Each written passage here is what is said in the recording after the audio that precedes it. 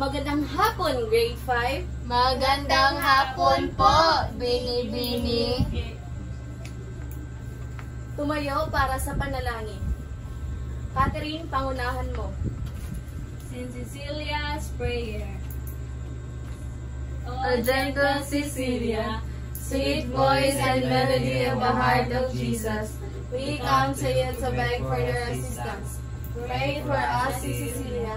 Teach us to sing the glories of God and also for the glory of God. Give us the voice to sing the Ave, as we did in our for martyrdom. Pray for us, O martyr of the Sacred Heart. Amen. And in the Father, the Son, the Holy Spirit. Amen. Magandang hapon ulit, mga bata. Magandang hapon po, Bini-Bini. Ngayon, sino ang liban ngayon sa ating klase? Wala po. Magaling. Bigyan nyo inyong sarili ng 5 bagsak. 1, 2, 3, 4,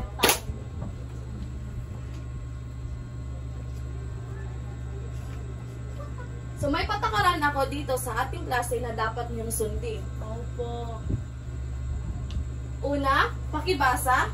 Makinig kapag may nagsasalita sa harap. Makinig kapag may nagsasalita sa harap.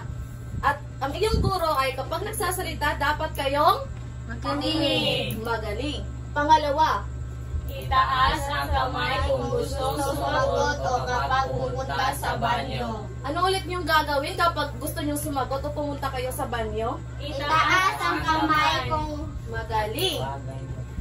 Ang pangatlo naman, maging aktibo sa klase. naintindihan mga bata? Oo. Catherine, ano nga yung pangalawang patakaran natin dito sa klase? Itaas ang kamay kung gustong sumagot o kapag pupunta sa banyo. Magaling.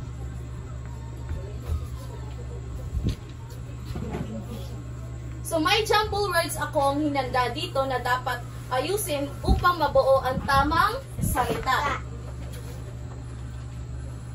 Sinong gustong sumagot? Yes, Catherine. Pakibasa muna. Tumutukoy sa isang patakaran ng tuwirang pagkontrol ng malakas na bansa sa isang mahinang bansa. Ano ang tamang sagot? Kolonyalismo, teacher. Tingnan natin kung tama ba ang iyong sagot. Magaling! Kasi tama ang iyong sinagot. Bigyan ng isang bagsak si Catherine. Pangalawa. Sinong gustong sumagot? Yes, Lucas. Pakibasa muna. Tumutukoy sa paraan ng isang bansa sa paglikha, pamamahagi at paggamit ng mga yaman at produkto. Ano ang iyong sagot? Ekonomiya. Tingnan natin kung tama ang iyong sagot. Magaling! Tama ang iyong sagot. Bigyan ng isang bagsak si Lucas. Pangatlo. Sino ang gustong sumagot?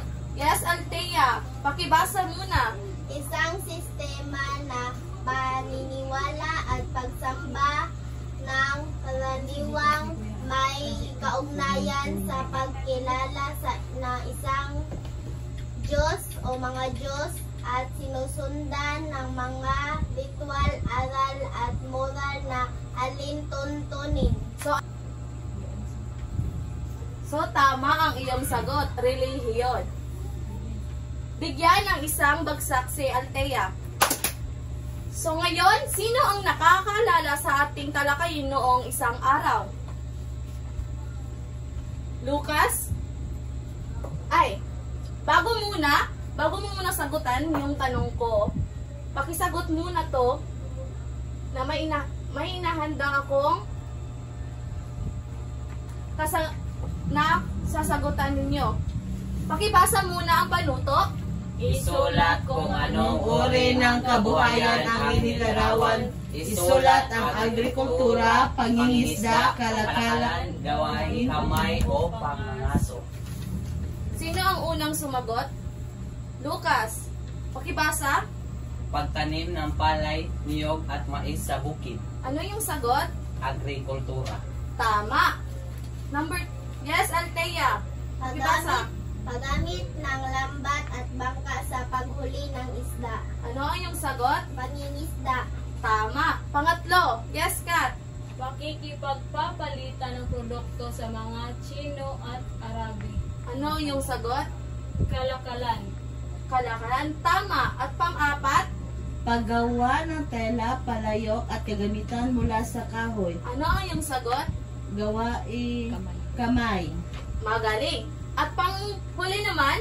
Yes, Kisha. Pakibasa. Pangaso ng baboy ramo at usa sa kagubatan. Pangaso. Magaling. So, ngayon, sino ang nakakaalala sa ating noong nakaraang araw na talakayin? Ang nakaraang tinalakay natin, teacher, is patungkol sa kabuhayan.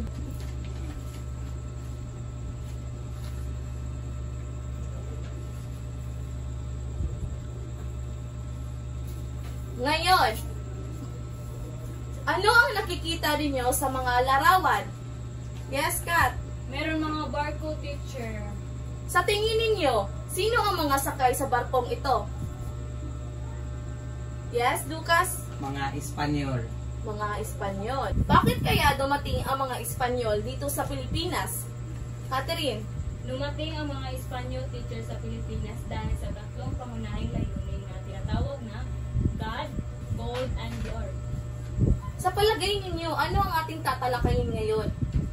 Yes, Kisha? Ang pagsakop ng mga Espanyol sa bansang Pilipinas, teacher. Tingnan natin kung tama ba ang iyong sagot. So, bago yan, papakita ko muna sa inyo ang ating mga layunin. Pakibasa, grade 5. Sa pamamagitan ng PowerPoint presentation, ang mga mag-aaral sa ikalimang baitang ay nasahang nakakukuha ng 75 bahagdang katumpakan. Natutukoy ang pangunahing layunin ng kolonyalismo batay sa Komunismo historical. Na ipapaliwanag ang mga epekto ng kolonyalismo sa mga sinakop na bansa. Nakagagawa ng maikling presentasyon na nagpapakita ng pag-unawa sa layunin at epekto ng kolonyalismo.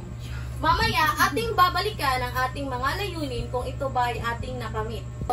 Ating titingnan kung tama ba ang sagot ni Kisha. Magaling! Ang ating tatalakayin ngayon ay tungkol sa kahulugan at layunin ng kolonyalismo.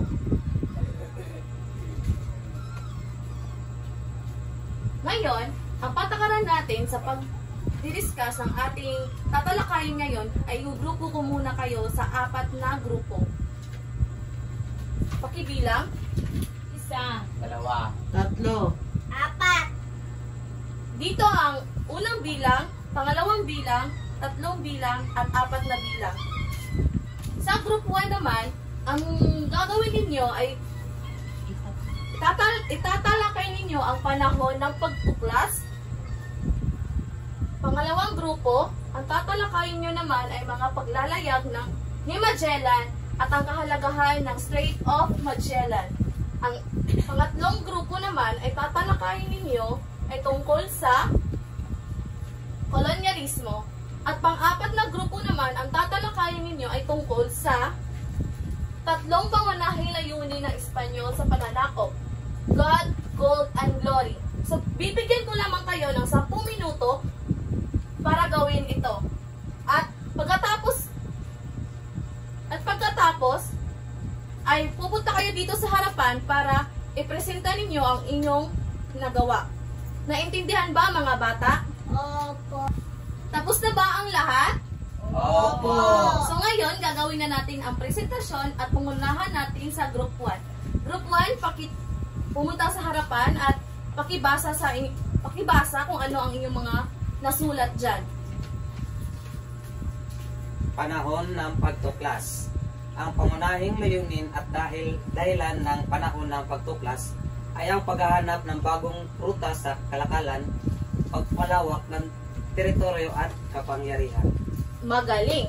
May tanong ako. Tumayo ka muna dyan. Bakit itinawag ng mga panahon ng pagtuklas ang ika-15 hanggang ika-17 na siglo?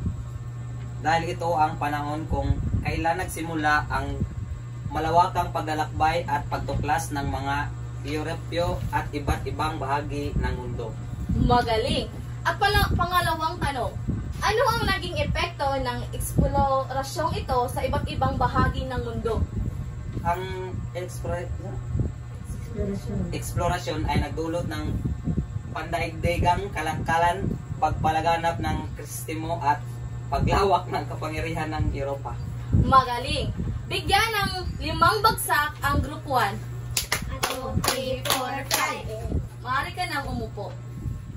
Ngayon naman, tatawagin natin ang Group 2 para ibigay nila dito sa harapan kung ano ang kanilang mga nagawa. Group 2. Sa Group 2 ay ang mga paglalayag ni Magellan at kahalagahan ng Strait of Magellan.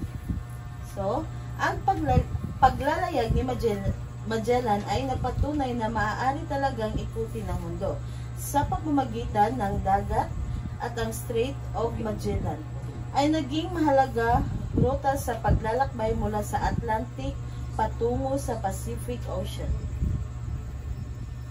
So nga, may tanong ako, Group 2. Kung alam niyo ang mga sinulat niyo dyan at mga naintindihan niyo, ano ang layunin ni Magellan sa kanyang expedition? Sa palagay ko po, teacher, ay ang layunin ni Magellan sa kanyang expedition ay makahanap ng kanlurang ruta na patungong Asya upang makipagkalakalan ng pampalasa para sa Espanya.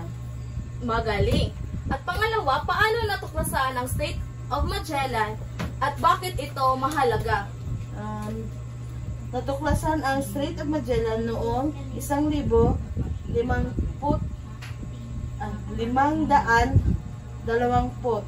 nang hanapin ni Ferdinand Magellan ang rutang patungong Asya. Ito ay mahalaga dahil nagsilbing ligtas at direktang daanan mula sa Atlantic Ocean patungong Pacific Ocean. Magaling! Bigyan natin ng 5 bagsak ang Group 2. Ngayon naman, pupunta tayo sa Group 3. Ngayon naman, tatawagin natin yung Group 3 at pumunta sa harapan kung ano ang nasulat nila. So, Group 3. Ano ang nasulat niyo dyan? Ang kolonyalismo ay ang panakop ng isang nakapangyarihang bansa sa isang mahina upang kontrolin ang lupain, yaman at mamayanan nito para sa sariling kapakinabangan. So, ano ang ibig sabihin ng kolonyalismo? Ang kolonyalismo ay pananakop ng isang bansa upang kontrolin ang yaman at tao ng ibang lupain. Anong epekto nito sa kultura, ekonomiya at politika ng mga sinasakop?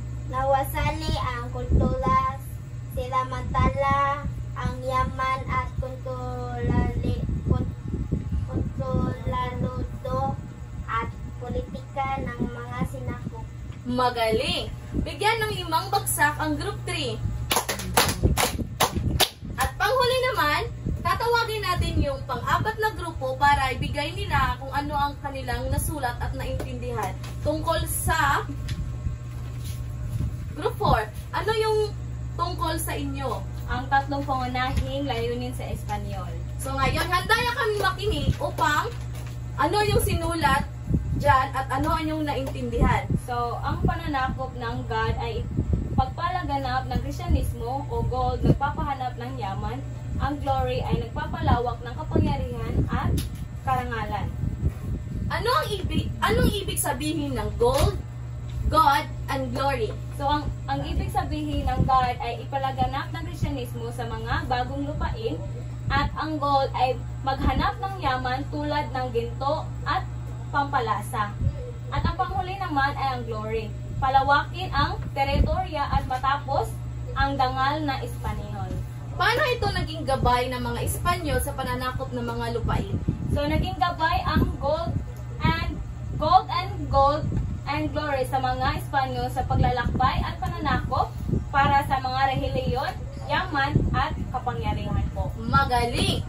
Bigyan ng 5 bagsak ang Group 4. Magaling, Grade 5. Kasi lahat ng inyong mga ginawa at sinulat ay tama. May tanong ba kayo kung ano ang Strait of Magellan? Wala po. So ngayon, may tanong ako sa inyo. Sino ang manlalakbay na unang nakarating sa Pilipinas? Yes, Kisha! Magellan, teacher. Mali. Bigyan mo ako ng buo. Ferdinand Magellan. Tama, bigyan ng 1 bagsak si Kisha. Ano ang bansa na pinapangalanan ng mga Espanyol? Yes, Catherine. Espanya, teacher. Magaling. Bigyan ng 1 bagsak si Catherine. So ngayon, dadako tayo sa aktibidad. Dito ko makikita kung nakakaintindi kayo sa ating mga talakayan.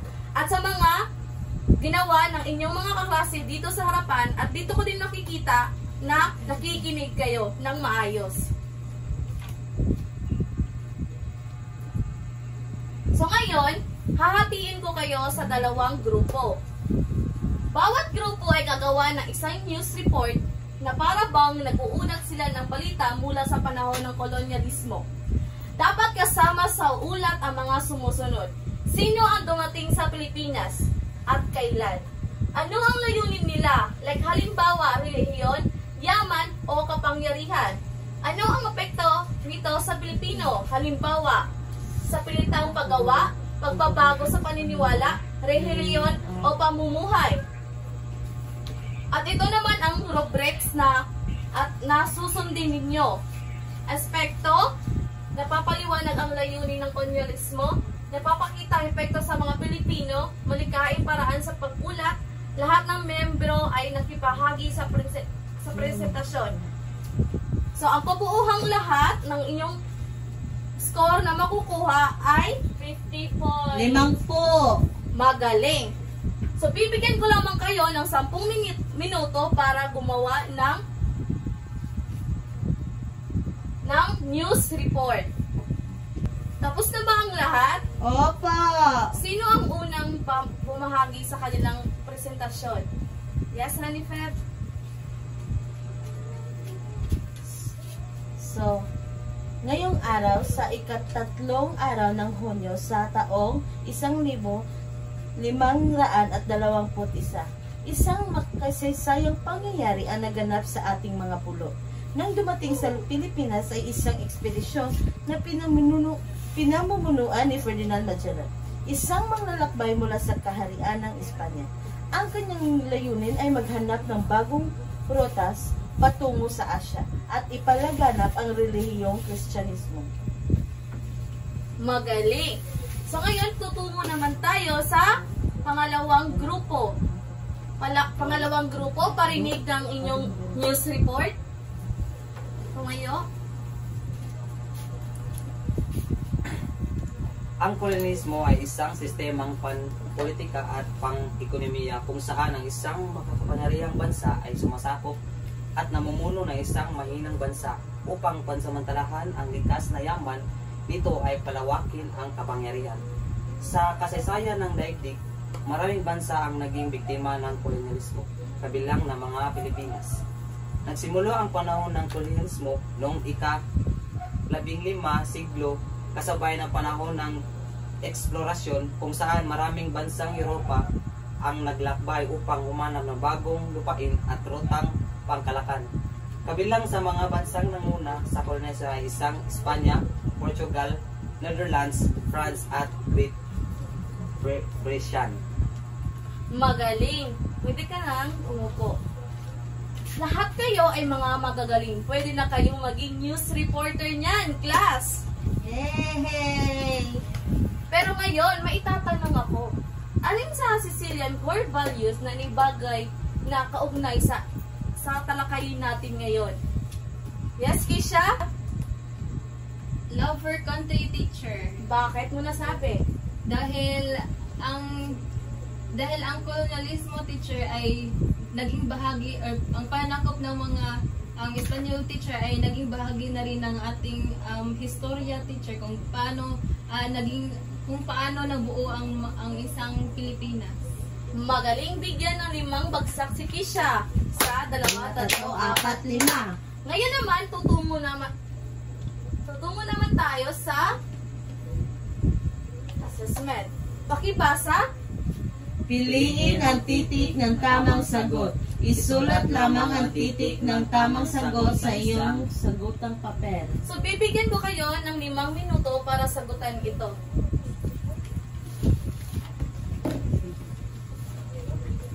Tapos na ba ang lahat? Opo. Sino ang gustong sumagot sa una? Yes, Hanifer, pakibasa. Ano ang pangunahing layunin ng kolonyalismo? Ano ang sagot? Sa titik C, teacher. Magaling, pakibasa. Pagkontrol ng mahihinang bansa upang mapakinabangan ang kanilang likas na yaman. Pangalawa, Lucas, pakibasa. Alin sa mga sumusunod ang hindi layunin ng mga Espanyol sa pananakop ng Pilipinas? Ano ang iyong sagot? Titik C, teacher. Pakibasa. Bigyan ng kalayaan ang mga katutubo. Magaling. At pangatlo, sino ang gustong sumagot? Yes, Kisha. Pakibasa. Ang sistemang paniniwala na may kinalaman sa pagkilala sa isang Diyos na sinusundan ng mga ritual ay tinatawag na kolonyalismo, teacher. Magaling. At pang-apat, sino ang gustong sumagot? Yes, Feb. Ano ang tawag sa daan ng tubig na ipinangalan kay Ferdinand Magellan? Ano? Titik A, teacher. Straight up. Letter C, teacher. Strait of Magellan. Magaling. At panghuli naman, sino ang gustong sumagot? Althea, pakibasa. Sino ang manlalakbay na ipinangalan sa isang mahalagang daanang tubig na kayong natuklasan? Si Ferdinand Magellan. Magaling. Sino ang nakakuha ng perfect score? Me, teacher. Me, teacher. Very good. Bigyan ng palakpak ang inyong mga sarili kasi may natutunan kayo ngayon. So ngayon, babalik tayo sa ating layunin kung ito ay ating nakamit. Yan nyo lamang ako ng puso kung ito ay nakamit, kung hindi naman ay wasak. So natukoy pa natin ang pangunahing layunin ng kolonyalismo bantay sa kontekstong historikal? Hard. Naipaliwanag ba natin ang mga epekto ng kolonyalismo sa mga sinakop na bansa? Okay. Nakagawa ba tayo ng maikling presentasyon na napakita ng pag-unawa sa layunin at epekto ng kolonyalismo? Magaling. So ngayon, nakikita ko na naintindihan nyo at naunawaan ang ating mga talakayin ngayon. So ngayon, pupunta naman tayo sa ating takdang aralin. Pakilabas ng inyong kwaderno at isulat ito. Pero bago dyan, pakibasa muna para maintindihan ninyo ang inyong takdang aralin. Sagutin ang mga sumusunod na tanong sa isang malinis na papel. Isulat ang buong tanong at ang mga tamang sagot. Tapos na ba kayo? Opo! May katanungan ba kayo ngayon about sa kolonyalismo? Wala po. Okay, tumayo para sa ating panalangin. Kisha, pangunahan mo. Ating lahanin na tayo ay nasa presensya ng Panginoon Diyos, ang ng Ama, ng Anak, ng Espiritu Santo. Amen. Glory be to the Father, and to the Son, and to the Holy Spirit, as it was in the beginning, now, and ever shall be, world without end. Amen. Glory be to The Father, the Son, the Holy Spirit. Amen. Paalam, grade 5. Paalam at salamat po. Bili-biling